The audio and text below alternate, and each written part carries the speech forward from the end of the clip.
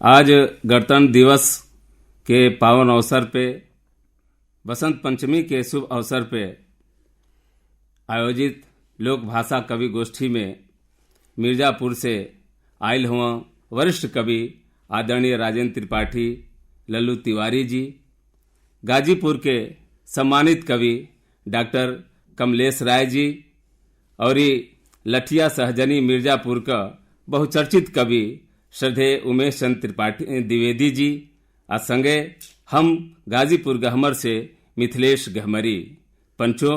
यह कवितई में हम चाहत है कि बसंत के आगमन से, बसंत के छंद से यह कवि गोष्ठी का शुरुआत होके एकरा बदे हम मिर्जापुर का सम्मानित कवि आदरणीय राजेंद्र त्रिपाठी उर्फ लल्लू तिवारी जी से निहोरा बा कि वो अपन कवितई से यह गोष्ठी के आनंद विभोर करी।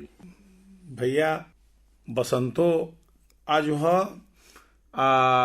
नया सालो बा, 26 जनवरियो है, आजादियों के त्योहार बाई। हाँ भैया, तो कुछ कविताई हो जाओ ला। हम बसंत के कुछ मुक्तक के कथ से शुरू कर दनी। हाँ भैया, कि ऐसन बसंत आइल वाह कि मन गुनगुनात बाटे। वाह, ऐसन बसंत आइल कि मन गुनगुनात बाटे। जाड़ा खड़ा बलम्मा कुछ भुन भुनात बाटे। वाह भैया, जब तीर मदन मारी त का हाल होई दिल के। इ तोहरो बुझात बाटे, हमरो बुझात बाटे। तोहरो बुझात बाटे, हमरो बुझात बाटे। भैया एक थे और मुक्तक सुना कि सचहूं बहार आइल मन बाग बाग होता। जाड़ा बनल बेचारा ओके भाग भाग होता। कोई लरी कहीं से पिहकल बुढ़ऊ के मनवा डोलल। ठंडा बर्फ हिया में बस आग आग होता। ठंडा बर्फ हिया में बस आग आग होता।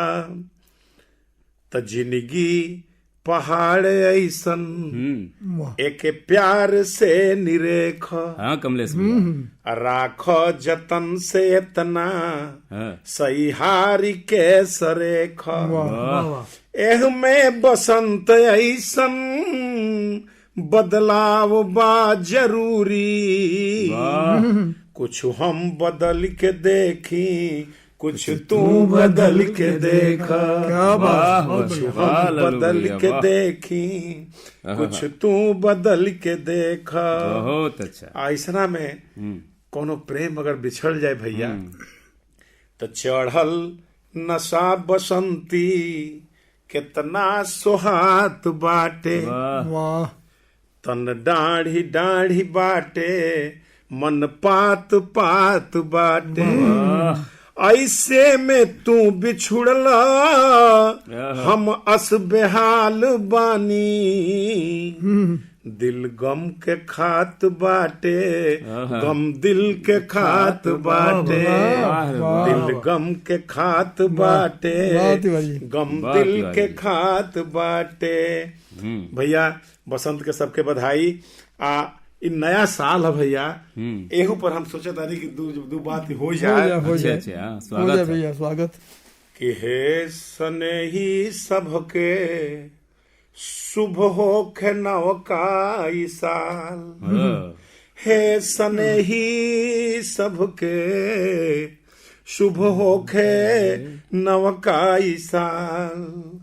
त आत्मा में केहू की अमावसा न होखे कहीं, सबकी मने में पुण्यवासी उजियार हो। आ सुख समृद्धि सब विधि तोरे निधि रहे, आओ भाव ताव से भरल भंडार हो। क्या बात है। तो हर हाथे काम होखे, जस होखे नाम होखे, प्रीत होखे रीति होखे, मीत विस्तार हो, आ सुख से गुजारा होखे, प्रेम भाईचारा होखे, सबके सहारा होखे, खुशी भी अपार हो। कतही दुनिया में होखे ना बवाल है सनेही, है सनेही सबके शुभ होखे नवकाईसा। दूर दिन दूर होखे, सुख भरपूर होखे, पानी में विनय द्वेष ईर्ष्या के अंत हो, आ काम क्रोधहीन होखे, धर्म में लीन होखे, सब जन लोभ मद मोह अरिहंत हो। त दया वाला भाव होखे, सरल स्वभाव होखे, सुखद प्रभाव होखे, आदत से संत हो, आ जीव जंतु नाग होखे, वन होखे बाग होखे, पूरा भूमि भाग पर छवले बसंत हो। जीव होखे, जीव जंतु नाग होखे, वन होखे बाग होखे, पूरा भूमि भाग पर छवले बसंत हो। केहू कटुता से करे ना सवाल, है सनेही, है सनेही सबके शुभ होखे नवकाईसा। अंत में भैया कि बाप नियर बाप रहे, पूत नियर पूत रहे, सासुआ बहू में कबहू न तकरार हो। अरे भाई, बाप नियर बाप रहे, पूत नियर पूत रहे, सासुआ बहू में कबहू न तकरार हो। अब माई होखे माई नियर, भाई होखे भाई नियर, सकल समाज के सुमति परिवार हो। त केहू की मने में कवनो ना भेदभाव होखे, तोर मोर दूर होखे, भाव भर मार हो। अब पुण्य से लगाव होखे, पाप से दुराव होखे, नगर भगाव होखे, कुली गुलजार हो। पुण्य से लगाव होखे, पाप से दुराव होखे, नगर भगाव होखे, कुली गुलजार हो। तो सभे होई जाव खूबे माला माल, है सनेही, है सनेही सबके शुभ होखे नवकाईसा। है सनेही सबके शुभ होखे नवकाईसा। वाह। अभी हमनी के बीच रहना हन मिर्जापुर के वरिष्ठ कवि आदरणीय राजेंद्र त्रिपाठी जी। गणतंत्र दिवस के संगे संगे बसंत के आगमन पे वहाँ के छंद कहली है, दुख दर्द के पीर के अंत रहे। कमलेश भैया, दुख दर्द के पीर के अंत रहे, सब बुद्धि विवेक से संत रहे, वरदे माई शारद देश में अपना, छाए 12 मास बसंत रहे, छाए 12 मास बसंत रहे।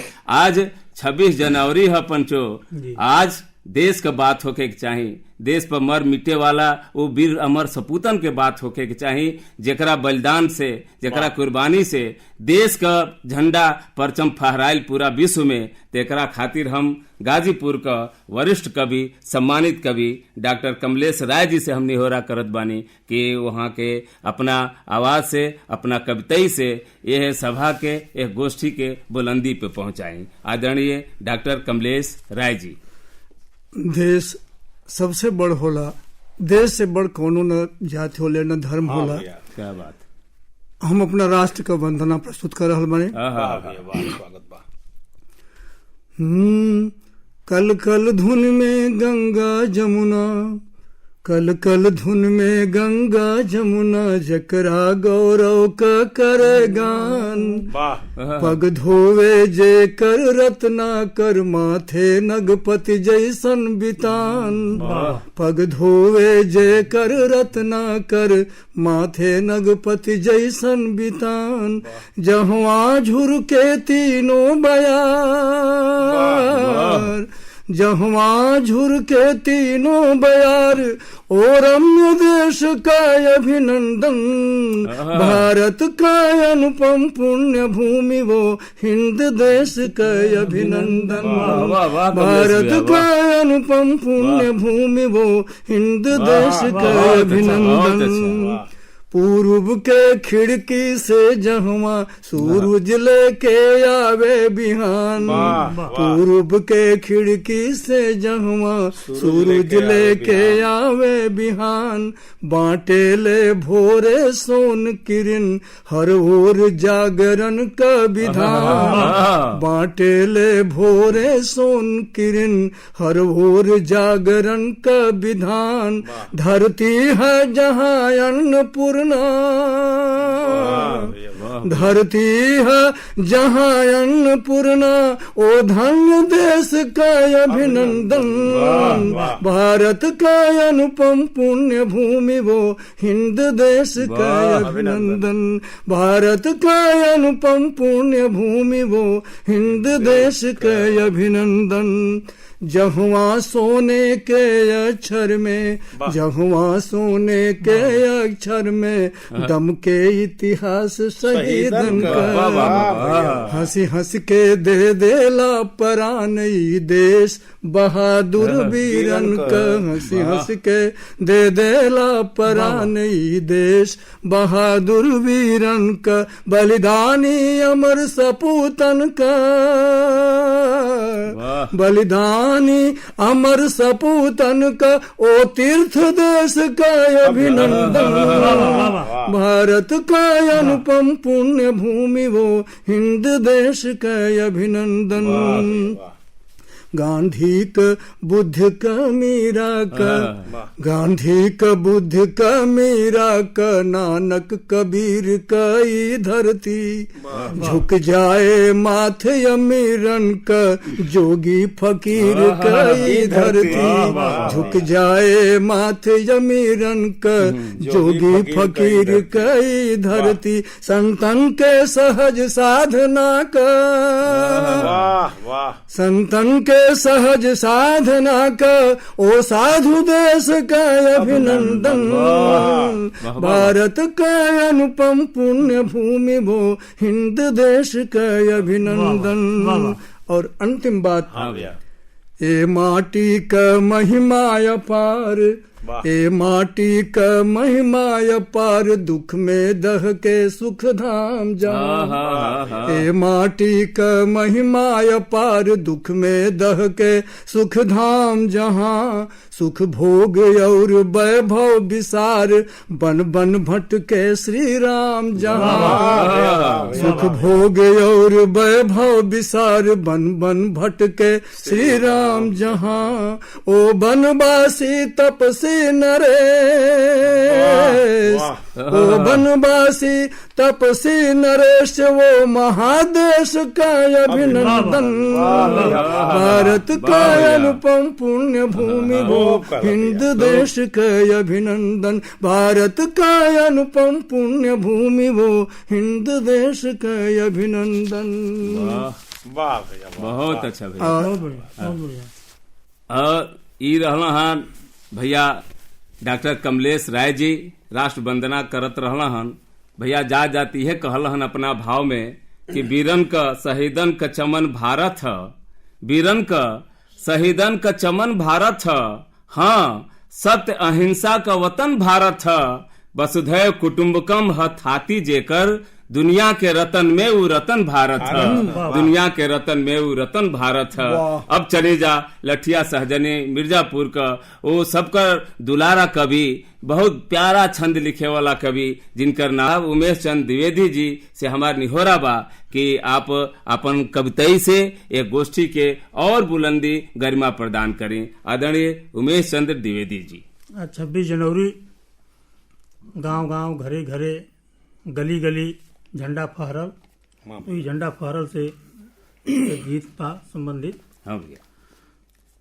लहर आकाश तिरंगा मोर झंडा हो, लहर आकाश तिरंगा मोर झंडा हो, यही बद भैली यहाँ बड़ी कुरबनिया रामा, यही बद भैली यहाँ बड़ी कुरबनिया रामा, बहुत वीर यहाँ भैले बलिदनिया रामा, बहुत वीर यहाँ भइल बलिदनिया रामा वाह भैया रहे मोरे पास तिरंगा मोरा झंडा बहुत बढ़िया। लहरे आकाश तिरंगा मोरा झंडा हो। देशवा के खातिर लुटली कीमती जवनिया रामा देशवा के खातिर लुटली कीमती जवनिया रामा इतिहास बीचे गुजय सगरी कहानिया रामा वाह भैया वाह इतिहास बीचे गुजय सगरी कहानिया रामा कैल विकास तिरंगा मोर झंडा हो लहर आकाश तिरंगा मोर झंडा हो।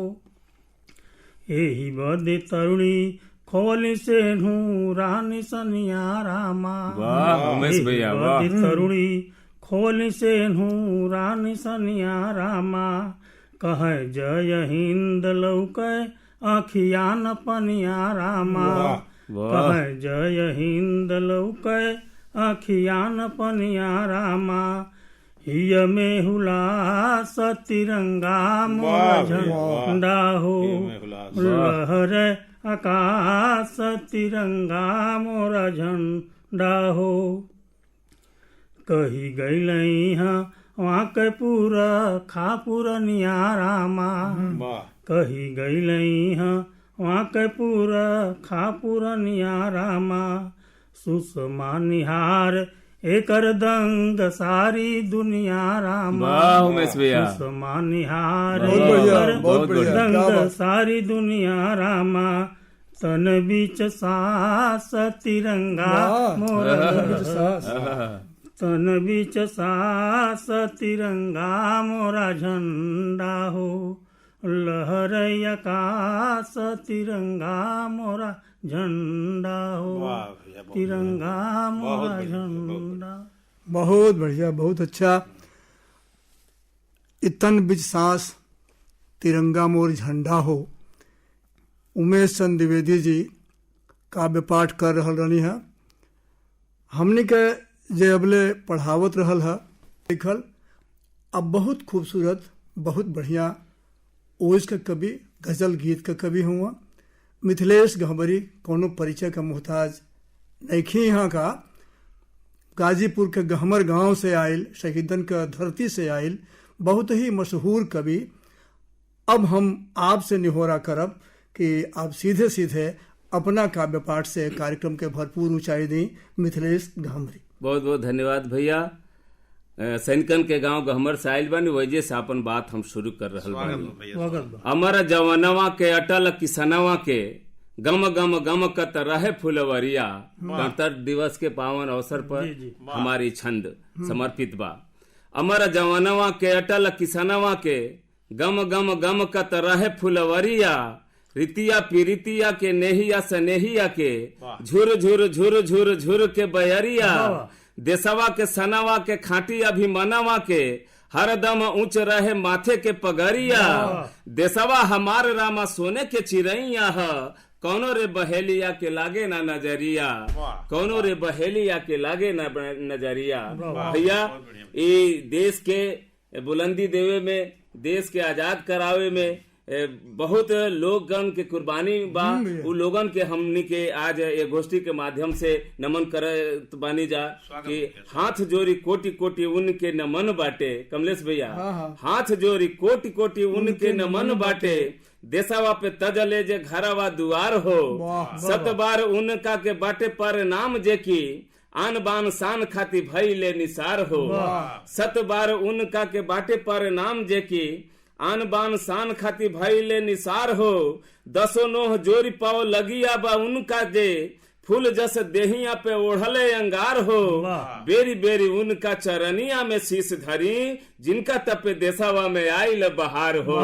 जिनका तपे देशवा में आइल बहार हो। लल्लू भैया, अंत में हमार ई कहनाम बा कि हम कहीं रहें, देश में रहें चाहे देश के बाहर रहें, हमने कई कर्तव्य बनता कि अपना देश का झंडा के ऊंचा करत रही जा, मान मर्यादा बढ़ावत रही जा। सरग से नीक जौना धरती का धूर माटी, उमेश भैया, सरग से नीक जौना धरती का धूर माटी, लोटी पोटी बीह से परान लिख दी है। सरग से नीक जौना धरती का धूर माटी, लोटी पोटी बीह से परान लिख दी है।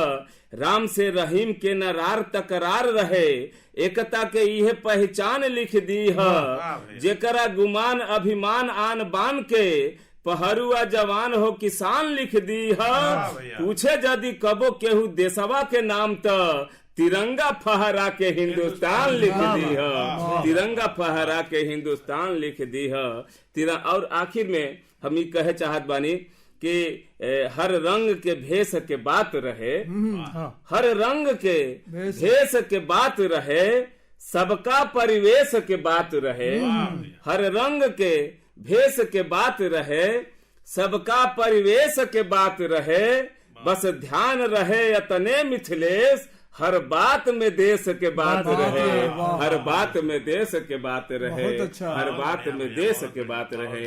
बहुत बहुत धन्यवाद। आज के यह कवि गोष्ठी में, लोक भाषा कवि गोष्ठी में गणतंत्र दिवस और बसंत पंचमी के शुभ अवसर पे भाग लेते रहलन वरिष्ठ कवि मिर्जापुर के आदरणीय राजेंद्र त्रिपाठी लल्लू तिवारी जी, गाजीपुर के सम्मानित वरिष्ठ कवि डॉक्टर कमलेश राय जी, आदरणीय उमेश चंद्र द्विवेदी जी लठिया सहजनी मिर्जापुर से, और हम गाजीपुर गहमर से मिथिलेश गहमरी। बहुत बहुत धन्यवाद।